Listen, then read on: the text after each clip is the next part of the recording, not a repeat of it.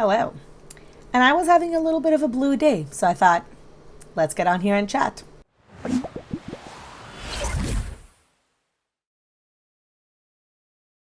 Hey, hi, hello, friends. I was feeling a little bit colorful today. I know I look a little bit like Roseanne, what with all the blue eyeshadow and whatnot, but nah, it's fine. This is the Hummingbird palette, by the way, from Oden's Eye. This is the one that Tina from the Fancy Face designed, and I love them. I love these palettes. They're such incredible quality. I am not affiliated with anyone. I don't exist, so no one is sponsoring me here. I just bought them because I love them. And they're fantastic. The quality of all of them is beyond reproach. So if you guys are thinking of getting it, especially as someone with more melanin in their skin, it's hard to find colors that are like, look at this light blue. Do you guys see? Do you guys see that light blue around my eyes? Ugh, I'm in love. Anyway, that's not what we're here to discuss. What we're here to talk about is one of Chantel's videos. This is actually not the most recent videos. We are going through the 24-hour cycle, and I'm going to be talking about her Hi Guys live stream. Now, if you guys are aware, you know that the one that came after this video, after the Hi Guys live stream, she made a few comments in there that were incredibly bigoted, especially concerning people from the LGBTQIA plus community, and I will be addressing them, but not in this video. I will be addressing them separately because I think that comment deserves its own video.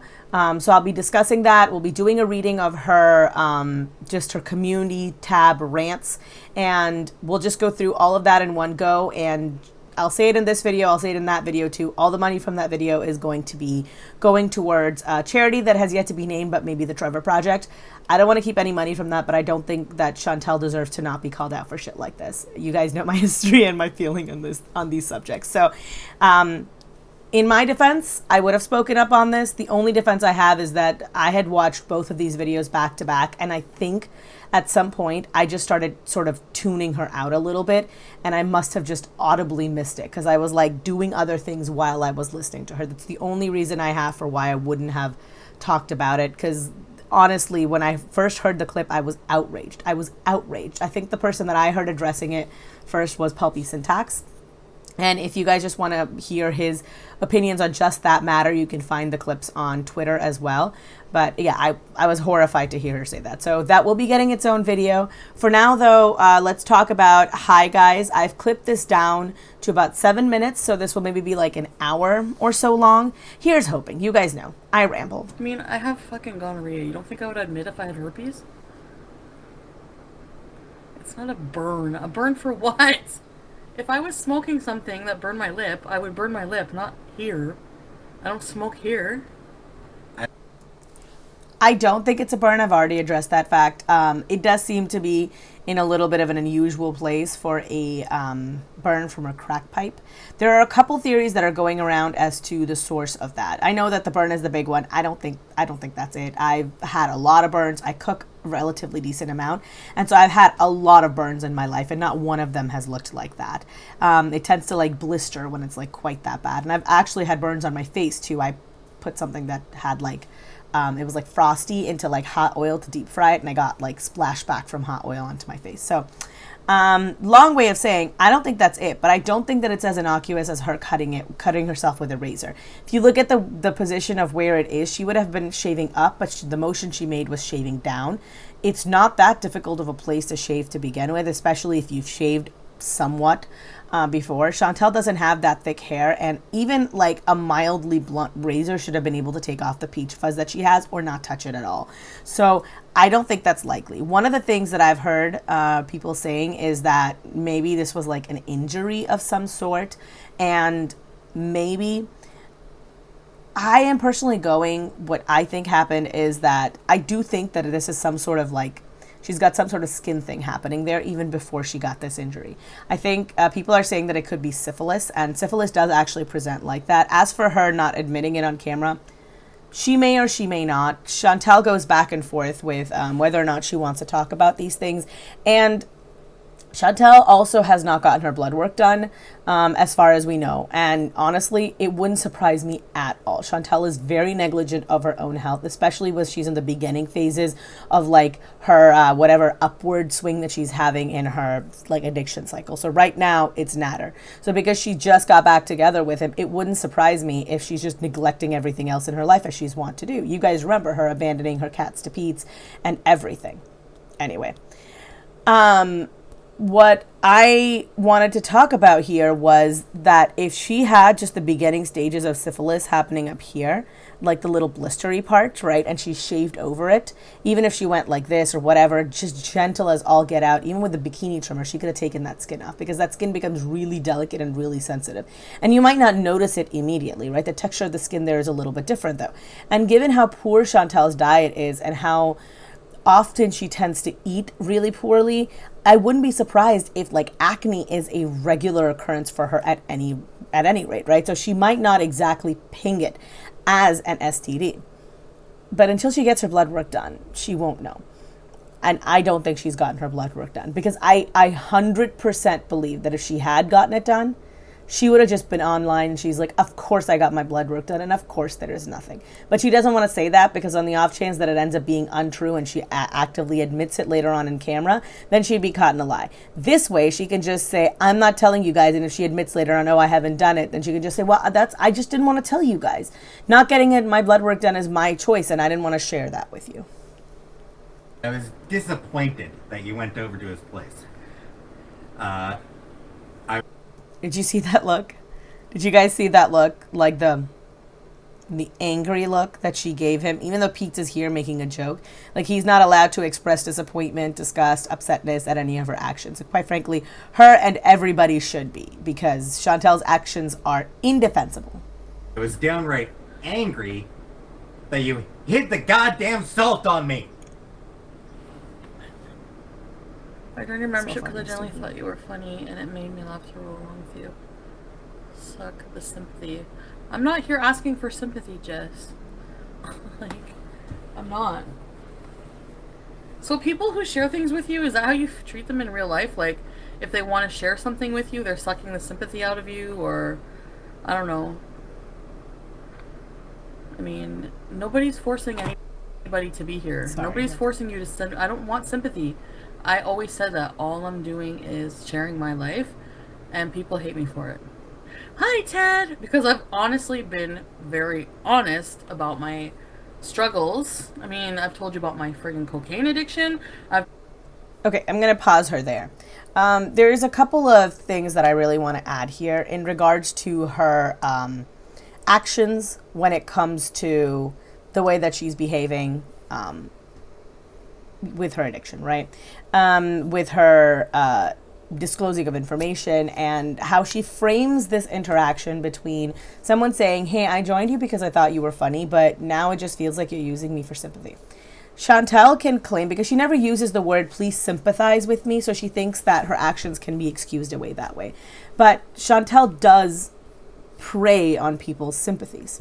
The way that she does this is that she'll say something, you know, is really negative and bad happening in her life. She draws all the attention to the emotional turmoil that she's going through. And the moment she's gotten what she wants, which is people asking her, which is people telling her, you'll be okay, be strong, all of that, you know, when she turns around and she does the thing that brings her that immediate happiness, rather than following through with the action that they are asking her to take, which in this case would be breaking up with Natter and staying the course, she gets mad at people, right? Because she's gotten the thing that she wanted out of it. Most of her actions are not about like self-improvement. When people have a low point, like when I have been in the state where like I need serious consoling from the people around me, I don't exactly follow through on that same life path that I was on that got me to that state, right? Like most people recognize that if there is something happening that is negatively impacting you, then you need to change something. And they might not always get it right in the first time about what to change, but people do generally tend to recognize that,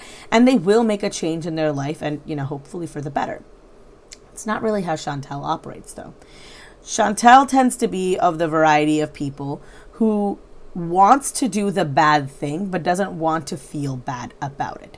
She wants to do the things that bring her the most amount of hedonistic pleasure without having any consequences for her actions. So when a consequence catches up with her, you know, she needs to like feel better, right? You guys have heard of the term cognitive dissonance, and this was applied, by the way, to doomsday cults, if you guys aren't aware. And doomsday cults, we're talking about how people who are in like doomsday cults that like prophesize the end of times, right? When the end of times doesn't come, how do they rationalize that?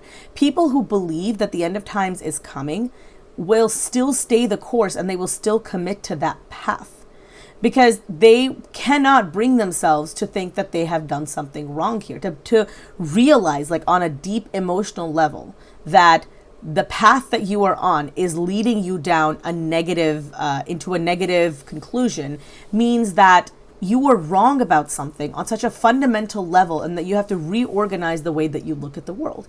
And it's a very painful and difficult thing to do, right? It's one of the reasons why therapy is so hard. So rather than experiencing that, they'll make up another reason, right? Oh, the world was spared. Oh, you know, we miscalculated the word of God, you know, stuff like that.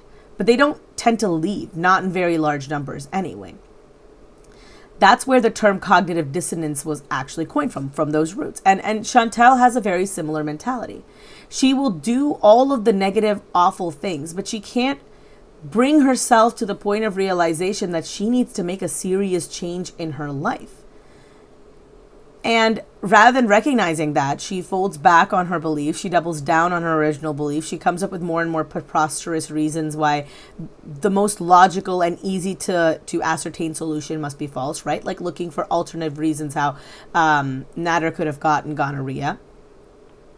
And she can't do that on her own. She needs help with that. Hence the chats. She comes on here and she tells us all the negative things when she's going through the downward spiral. And then when her brain finally catches up with her and says, I don't want to deal with this, she needs to realign. And when people don't let her do that realignment to get rid of her cognitive dissonance, that's when she gets angry, right? It's a self-reassuring mechanism, yeah, but it's like a really toxic one, especially for someone who's got as many addiction issues as Chantel does. I hope that wasn't too disjointed or rambly, not rumbly. But I hope I got across what I was trying to say.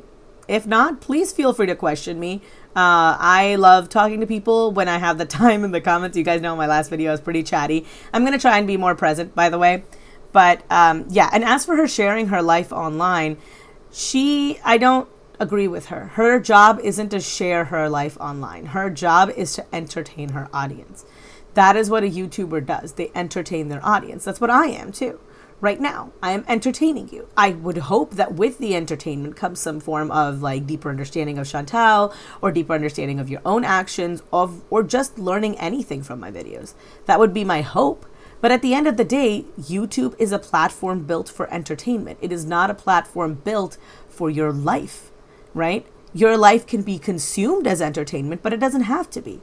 And quite honestly, a lot of people don't care about consuming your life as entertainment. They want your pre-recorded content. They want the oomph factor that provides, right? For all that I am critical of pretty much everything Chantel does, I actually genuinely enjoy her try-on hauls. I enjoy her vlogging. I enjoy some of her what are they called? The time warp series that she does. I think some of those videos are great. I think they have a lot of entertainment value.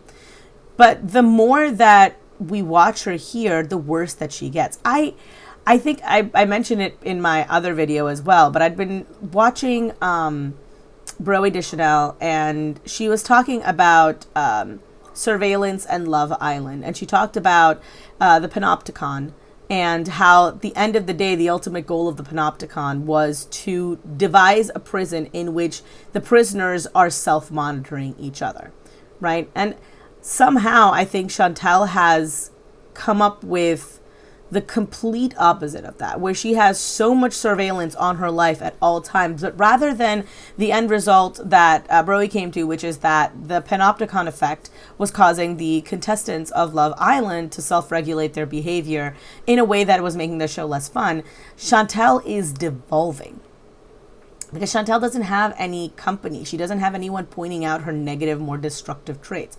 All of this attention, all of this enabling from her Beezers focused just purely on one person is giving air to her most negative and destructive aspects without any relief coming from anywhere else. And I think one of the things that is vital in a situation like a self-observation prison, like in Love Island, is the company of other people.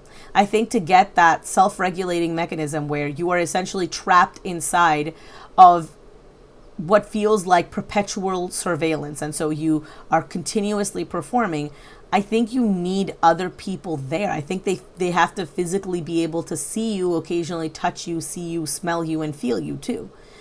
Because I think that that's when the effect will actually be real. Otherwise, it's really easy to forget that there's human beings on the other side of the screen, right?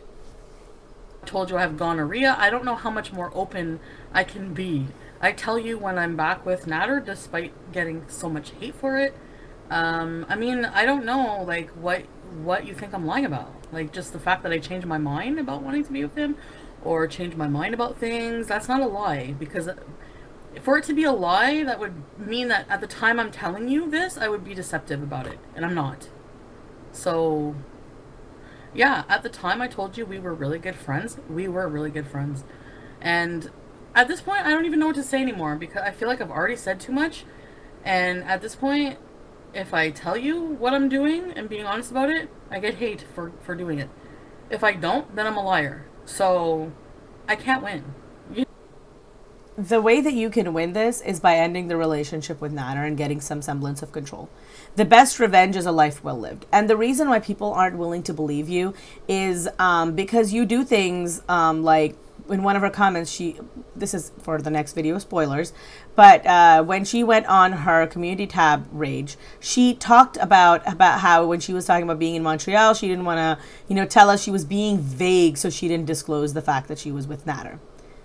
That's what I mean by lying. You are purposefully giving people enough information so they come to the wrong conclusion. That's a lie of omission, right? That's literally what that is. So that's why people call you a liar. Then there's the obvious lies that you tell, and you tell them on a semi-regular basis. And last but not least, we discussed in my last video about how whether or not your intentions are really pure when you make that sudden mind flip, right? You know your history better than anybody. So when you come on here and you tell us, yeah, we broke up and I'm never getting back together with him, and then 2 minutes later you get back together with him, people are like, you're lying. Well, yeah, you are lying. Because if you understand yourself in a way that you seem to imply that you do, in a way that honestly anyone should understand themselves, you would know that you will get back together with this man. And therefore you should never have made that incredibly strong statement to begin with. And last but not least, you're sitting there and you're talking to all these people and you're listening to them and they're all saying, he's a bad guy, he's this, he's that. And you're agreeing with them, you're kikiing with them. You are essentially telling them that their point of view aligns with your point of view. When you then don't follow through on the things that you say you're going to do, that makes them feel like everything that confirmation that you gave them was false. That you don't actually believe any of the things that you claim to believe in. And then it makes all of the other things you said, all the other things that you've done, come into question. That's why people don't believe you. I know in your head you think it's just a flip-flop. I just changed my mind. It's not as simple as that. You're deceiving people. I mean, you might be one of those people, but frankly, that's irrelevant to me. You are deceiving the rest of your population.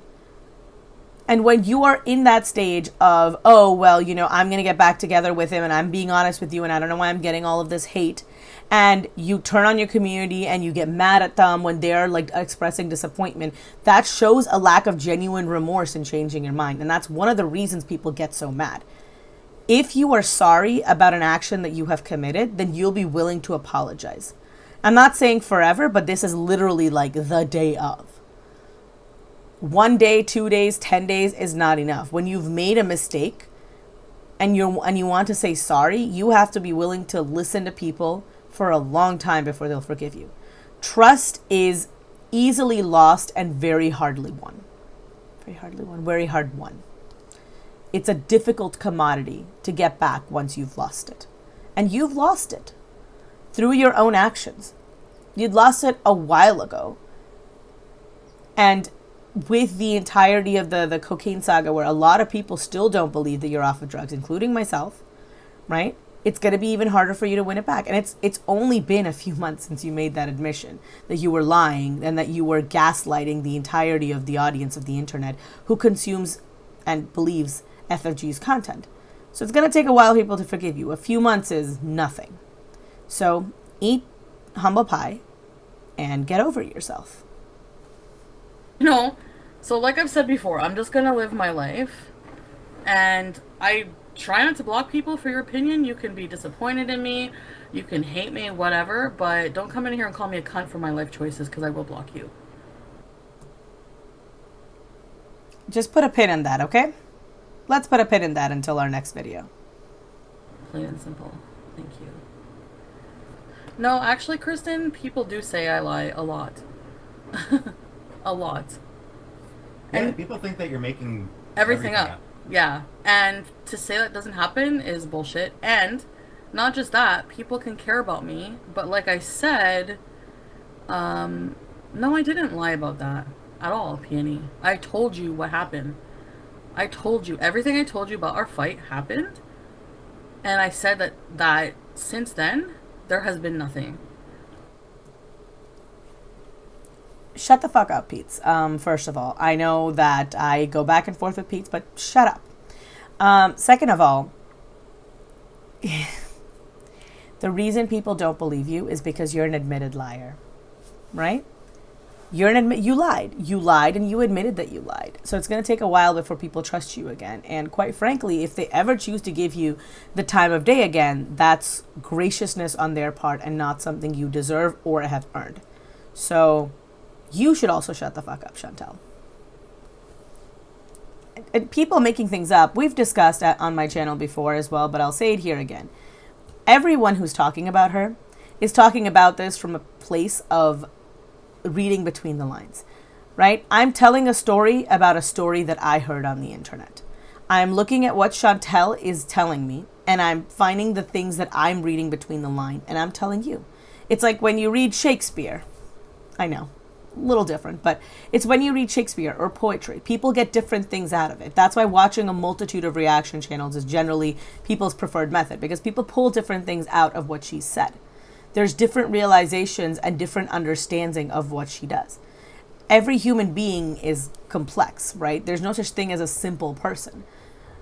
So when you're looking at her, you're going to read different facets and shades based on your learned experience. Everything I say to you guys is just my own personal opinion. It's a story I'm telling about a story about what she's disclosing on the internet.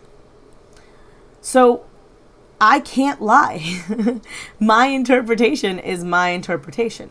I could be wrong, but I'm not lying because I don't have the objective truth. The only person who has objective truth is Chantel, and Chantel lies. So that's why you're a liar and I'm not, even if I'm wrong. Especially when I'm wrong, I would say.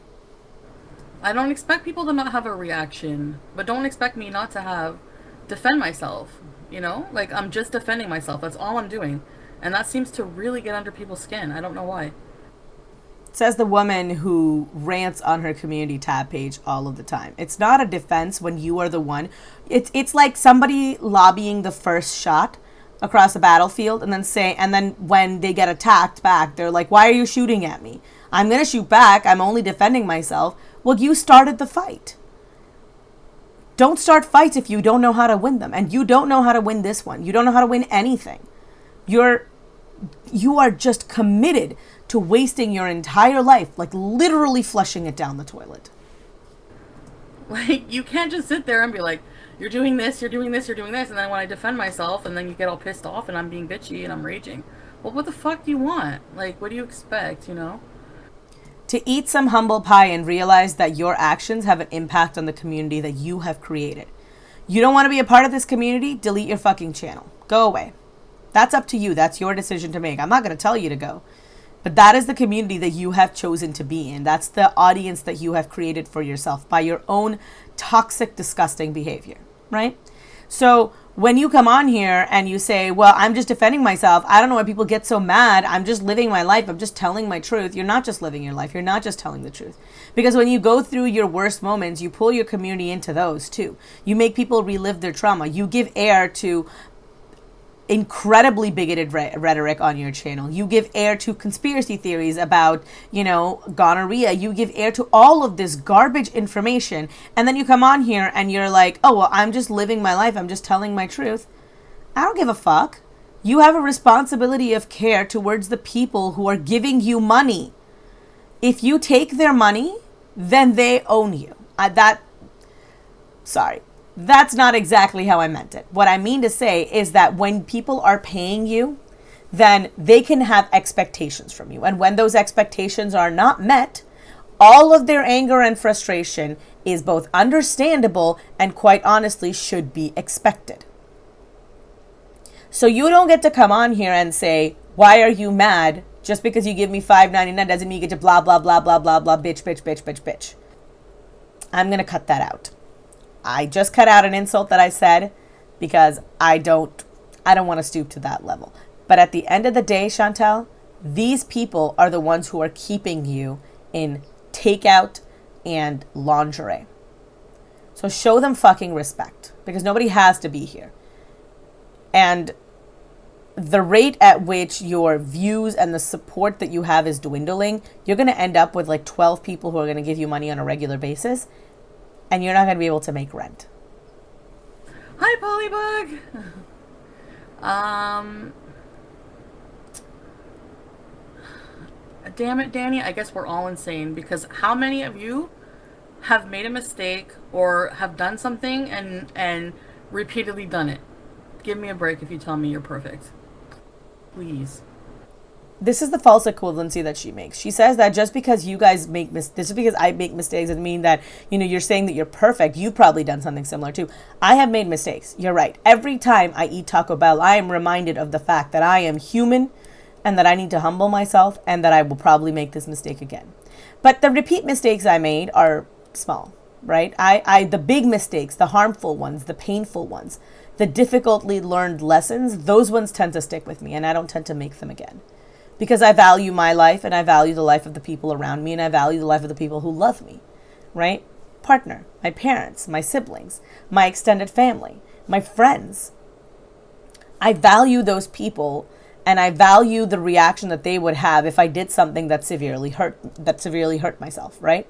And that includes taking care of my health. It's one of the reasons that I am trying to be a healthier person. It's one of the reasons why I try and exercise on a regular basis, why I'm trying to eat better. So that as I age, that continues to be true. My life is a gift to me, of course, because I do enjoy being alive. But more than that, my life means something. I have impact on the people around me. Everybody does.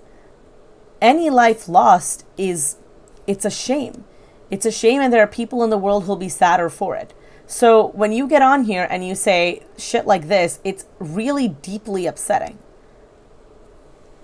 Hakuna your tatas. I mean, and that's the thing. Like, that's why I don't want to talk about it anymore, because I do change my mind a lot. Like, I don't know how I'm going to feel 1 minute to the next. Maybe I should just say that. I don't know. How about that? For all future decisions, I don't know. Because, yeah. No, not good enough. That's not good enough. You can't just say, I abdicate all responsibility for my own actions and then assume that people are going to be okay with it. Are you kidding? You are not 12. If a 12-year-old said, I don't know what I'm going to do, I'd be like, all right, that's fair. You're 12. Middle school's hard. I assume 12-year-olds are in middle school. But when you are a almost 40-year-old woman, no, that's not good enough. You don't get to abdicate responsibility. If you get behind the wheel high and the cop pulls you over because you've wrapped your car around a tree, right? Or God forbid, had a collision with another car where someone was hurt, what are you going to say? Well, I didn't know what I was going to do. You're going to abdicate responsibility then too? You're just going to nope out of that situation? No, you don't get to do that here because you don't get to do that in life. That comes with being a lie. That comes with being an adult tax-paying woman. You are a you don't need to be a functional human being, but that doesn't mean that at any point your dysfunction gets to be lobbed off onto someone else.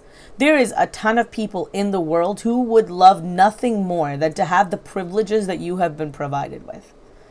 The fact that you want to flush all of that down the toilet, that's on you. The fact that you are unwilling to get better, that's on you. And we get to hold you responsible for that. Choosing not to make an action, choosing not to follow through with anything, it might be the action of avoidance, but it is still an action, right? Not choosing to make a choice is still making a choice. You still made a decision. Inaction is, unfortunately, in your case, an action. So live with the consequences of your action. And no, you don't get a pass. I don't care if you want to change your mind. There are ways, there are things you could be doing to get better. There are things you could be doing to avoid this. You choose not to. Because if you did, if you actually chose to get better, we would have seen some improvement over the course of the many years you've been on YouTube. But every time I step away from this community for like even a couple of days and I come back, she's devolved further. Natter cooks. Oh my god. He made lakmas. You guys are gonna die when you see Princess Cannibalist. And this is him feeding her addiction in a very literal way. That's all I'm gonna say on that. Real life and place you're in. Do you value yourself? Do you love and respect yourself? Are you proud of where you are in life? Yes, I like my life. Yes, I'm proud that I have been able to kick a really bad habit and addiction. I can't hear on the And Natter will not do what Nags did. Flush in excess. All right. Okay. I don't know if she has kicked the addiction. I personally don't think so because she still displays a lot of the characteristics, the random bouts of hyperness, the inability to fall asleep. But we know Chantal is both a slut and a glutton. So I do not believe it. The fact that her weight hasn't really gone up all that much is another check mark as far as I'm concerned in the category of why she's not off of drugs.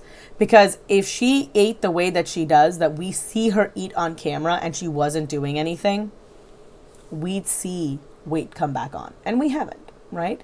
And I think that's because she's still using the drugs. As we've discussed in the past, one of the symptoms of being a cocaine addict is like weight loss because it messes with the absorption of fat into the body. So I don't know. I don't know if that's something that she can really claim. And as for being proud and happy in her life, like, people find satisfaction in different places. So I would not be proud if I was living the way that she's living, but then my expectations for myself, my wants and desires are very different going forward in life. I want very different things. You know, she rebukes the idea of having just an ordinary average life, and quite frankly, there is nothing in the world that sounds more appealing to me than just being a regular person, right? Like getting to enjoy all of those small things in life, like, you know, going out with partner and watching a movie with friends and having the occasional vacation and, you know, all of those things. Buying my first house, having a nice car occasionally. Not right now, my car sucks, but you know what I mean. All of those simple, small things in life that most people in a Western world take for granted. And I've said this to you guys before too. Like, that's not always what I had expected my life to turn out like. Right? I have a good life now, but I didn't always have a good life in the past. And so when I look at my life now, I have so much and I want to enjoy it. And it's what most people would consider to be a small thing, right? I like the fact that I don't have to worry about at any point that I'll get kicked out of my home. I don't have to worry about, you know, not being able to heat my house. I don't have to worry about if I lost my job, if like I'd be able to afford food for the next month. Those are not things I have to worry about. And those are things that make me immensely happy. So, you know, expectations are different for different people. like I said, we all bring our baggage into every situation in life. And mine just happens to be the kind that makes me content in a lot of the smaller things in life and makes me ecstatic at the greater things, you know? You guys don't know him. He already could have done that so much to hurt me after everything I did to him, and he didn't. But he doesn't have anything on me. Like, what is he gonna say? Like, you know, I didn't really do anything, so I mean, I don't really have any, you know, like, that's what I'm saying. I don't hurt other people. I don't do things to hurt. Okay, I'm just gonna pause it for a second. I'll address the hurt other people thing in a minute, but this I found very odd because she's like, well, you know, you don't know him, you know, Nags would never do that. Not Nags, sorry. That Natter would never do that to me, you know, because after all the things I've said, you know, he could have done that so many times, but he didn't. And then she immediately follows that up with, but I haven't done anything, so what would he even say? Both can't be true. Either you have done stuff and he's choosing not to release it because he's a good guy, or you haven't done stuff and he doesn't have anything to release. But they both simultaneously cannot be true. Those are two mutually exclusive ideas. Other people purposely, like, maybe inadvertently by, like, obviously talking about things online, but you bored? You gonna go live on your channel? I'm cutting out on this drama. She's saying that she's not the kind of person who, you know, hurts other people for a living, but she outed the fact that her friend, her best friend and childhood friend, had been a victim of domestic abuse. She chose not to go see her mom after her grandmother died. She put Pete in a situation where another person was threatening violence against him, and she's continued to be with a man who harmed her cat. So when you're coming on here and you're telling me that, you know, I don't do things that hurt other people, I've said mean things to you and I've told you to reevaluate your life, and very, very occasionally in anger I've taken a swing at your looks. I've never done any one of those things. So which one of us is the worst person? You leaked a DM with Natter. Yes, that was private actually. But, I mean, we were fighting and it's a bit different situation. I mean, I really don't know, like, I didn't do anything to Nags, like, at all. Like, it's so obvious he's just doing this for attention or for views or what, I don't know. I would say that releasing DMs in anger is worse. You were warned about Nags. Everybody warned you about Nags. You chose to follow through with that, and that's on you. I know they say that, you know, fool me once, shame on me. Fool me twice. No, fool me once, shame on you. Fool me twice, shame on me. But at the end of the day, you went into this, like with every situation in your life, eyes wide open and chose the incorrect path seemingly on purpose. So no one can help you there. I can't save you from yourself. Much like I bring my baggage into everything, you bring your baggage and yourself into everything. So that's entirely on you. When you are talking about like releasing, you know, DMs because you're mad, that's worse, in my own personal opinion, right? To do it coldly to somebody is one thing, but having somebody in your life who at a moment's notice when you have a fight with them will immediately fly off the handle and do incredibly damaging, toxic things and then refuse to even own that, I think I would hate to be friends with someone like that. I'd hate to be involved with someone, to be in a relationship with any kind with someone who would, in a spit of anger, just try and destroy me on the internet. That is horrific. You're right, Nags is probably doing this for attention, but he has an end goal here, and his isn't just to cause you pain. He wants money. Your pain is a byproduct. Your end goal here was to cause him pain. And this is the person you claim to love and keep going back to. So, no ma'am. But I literally did nothing but not answer him back fast enough and, like, report all these channels that he wanted me to report. That's it. And, well, sorry. Like, I don't know. I mean, Nags is gonna Nags. I'm not surprised by that. And yeah, I'm sure he's going scorched earth just for that reason, and not because, you know, he hopes that if he is now one of the reactors, that like if he's part of Hater Nation, that, you know, I'm putting it in quotations because he doesn't believe it's real, but if he's part of Hater Nation, then maybe people will go easier on him and they won't like report him if he makes another channel. Can't help but feel that that might also be part of his motivations, but whatever. If you're going to be on my side just for ulterior motives, then don't fucking bother. You know? This is going to be another maybe hot take, because I know that my last video contained a hot take that a lot of people didn't agree with me on, which is fine. All relationships are at the end of the day transactional. Everybody gets something out of a relationship, and if it isn't transactional, then there is no point in it, right? It can be like more pure motivations, like parents and children, right? Like a healthy parent-children relationship, you know? A child gets love and protection and nourishment from the parents, and the parents in turn get what they want, which is to essentially procreate, have a part of themselves live on after they die, and to watch it grow and flourish. It's a wholesome transactional relationship, but it's still a transactional relationship. So the fact that you don't seem to understand that it's ridiculous to me. I think everyone on some level will understand that, yes, most relationships are transactional. It's a give and a take, right? Every healthy relationship is. So if you, in this situation, if he was just giving, which is what it seems like to me, right, then what was he taking? And the fact that you couldn't clock that makes me sincerely doubt that you have any ability to like discern the character of people, which once more casts a lot of doubt on how good of a person you think Natter is. Don't bother. Gonorrhea. So what's the deal with gonorrhea? I want to know, because an STD means it can only be transmitted by sex, right? You know who would be a good person to ask about this? That doctor that called you, letting you know that you had gonorrhea. Remember that doctor that you totally spoke with the day before Thanksgiving in Canada, one of the biggest holidays there where most things shut down? That doctor. You should totally have asked him about gonorrhea. You know who you shouldn't ask? Randompeople.net.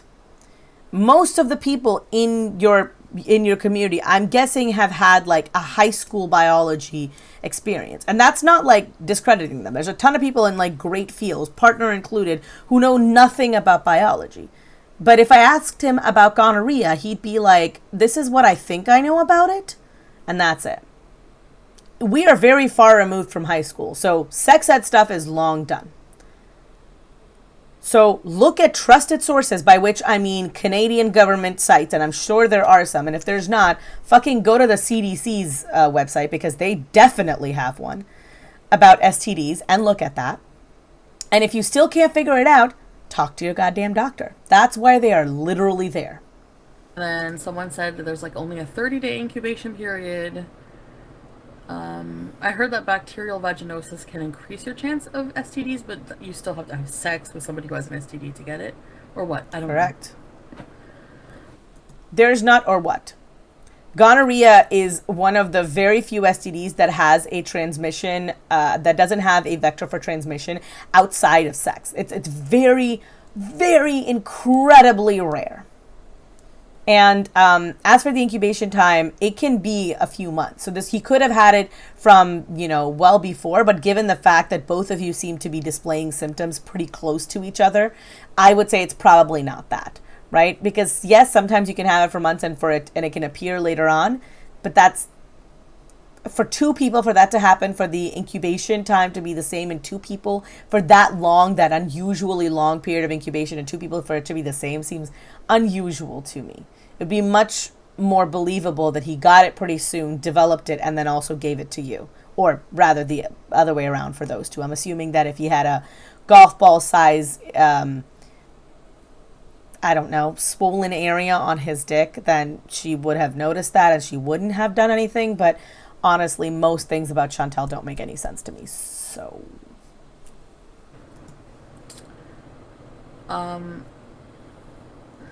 yeah, Dan, I'm trying to not contrive, but I guess just rule out all possibilities before I'm so accusatory. That's all. There are no possibilities to rule out. And we are not the people you should be running your possibilities by. That would be a doctor. Because it's a serious accusation. I just want to make sure. I don't understand how this is a more serious accusation to you than all the other accusations about him being violent and abusive were. Because she's giving this so much more thought than she gave any of those other things. Tracy, stop. You cheated, period. If you're okay with that, fine, but stop acting so naive. I just want to reach through the screen and shake some sense in me. So what do? I say, you cheated on me. I've said it so many times. No, I didn't. What do I say? Like, I have no, like...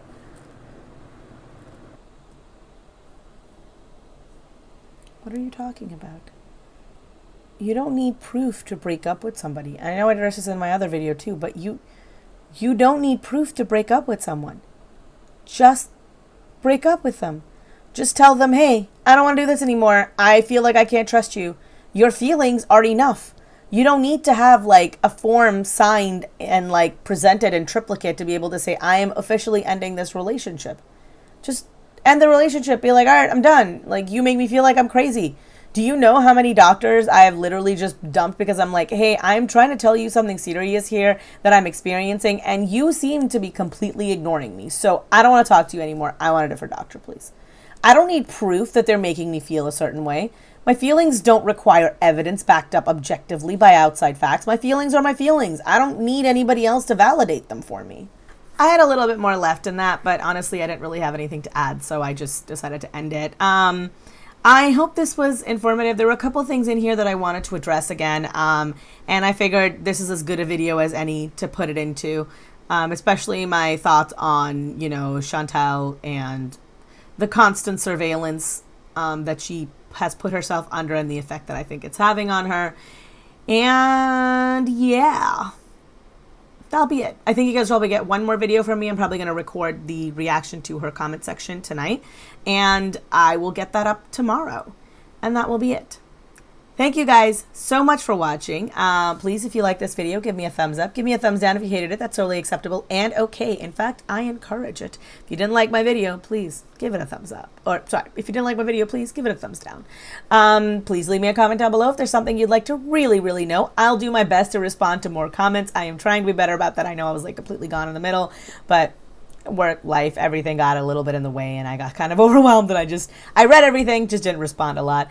And yeah, I've got all my social medias linked down below as always, you know, Instagram, Twitter, and of course Patreon. Think of Patreon as the tip jar for the internet. If you like the job that I'm doing here and you would like me to continue, consider tossing a few coins in my direction. You don't have to, and it's not necessary, but I really do appreciate it. I want to say a special thank you to my $25 patrons, Oceana Song and D. Higgins. And I also wanted to shout out a brand new patron of mine, Sonia P. She was a patron before. She came back. Thank you so much, girl. I have not had the chance to update the credits, so that's why I'm saying it here, because I don't want to forget. And thank you to all of my patrons. You guys mean the world to me, as you know. And as always, I'm Jasmine, the sequel, and I am not relatable. Peace. A special thank you to my patrons, Acrophobe, Ariel M, Christina, Courtney EP, Dane TB, Jam Beans, Sidra Z, Colleen L, Debbie Elliott, Just a Jude, Kate O, and a special thank you to my $25 patrons, D. Higgins and Oceana Song.